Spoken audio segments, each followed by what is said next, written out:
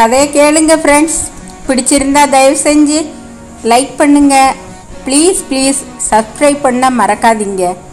Thank you for வாட்சிங்.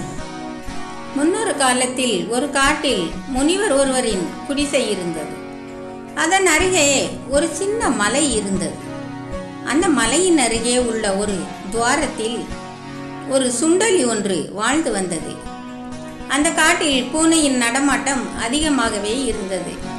ஆகவே அது மிகவும் பயந்து பயந்து வாழ்ந்து வந்தது. ஒரு நாள் ஒரு பூனையின் பிடியிலிருந்து தப்பிய சுண்டலி ஆசிரமத்தில் உள்ள முனிவரை சரணடைந்தது. முனிவர் அதை அன்புடன் கவனித்தார். பயப்படாதே எலியே, உனக்கு என்ன வேண்டும்? ஏன் இப்படி பயந்து போய் வந்திருக்கின்றாய்? நான் உனக்கு என்ன உதவி செய்ய வேண்டும் சொல். சுவாமி, நான் பூனைகளை கண்டு அதிகமாக பயப்படுகின்றேன்.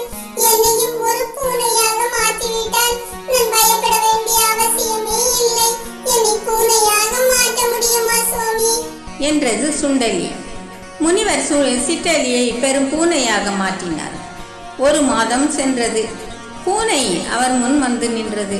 சுவாமி, பூனையாக இருப்பதிலும் இப்போது பிரச்சனையாக இருக்கின்றது. ஓநாய்கள் என்னை மிகவும் விரட்டுகின்றன. என்னை ஒரு ஓநாயாக மாற்ற முடியுமா சுவாமி? பூனையின் எண்ணத்தை அறிந்து கொண்ட முனிவர் அதை ஓநாயாக மாற்றினார். ஓநாய் சந்தோஷமாக திரும்பி சென்றது.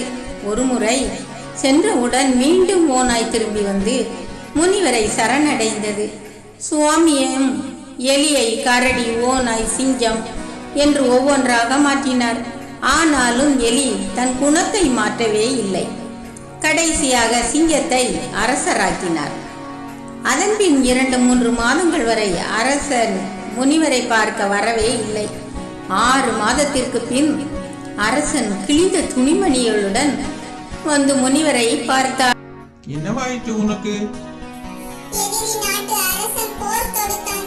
எனக்கு போர் செய்யவே பயமாக இருந்தது.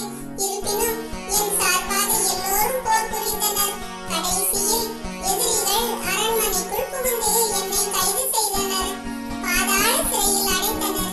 நான் தப்பித்து வந்து விட்டேன். சரி, இப்போது நான் என்ன செய்ய வேண்டும் உனக்காக?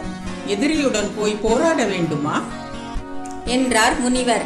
அந்த அரசன் அமைதியாக இருந்தான். முனிவர் சொன்னார், சிற்றலியாக இருந்த உன்னை அரசர் வரை உயர்த்தினேன். ஆனாலும் உன்னுள் இருந்த எலித்தன்மை மாறவே இல்லை. பயத்துடனேயே இருந்தாய்.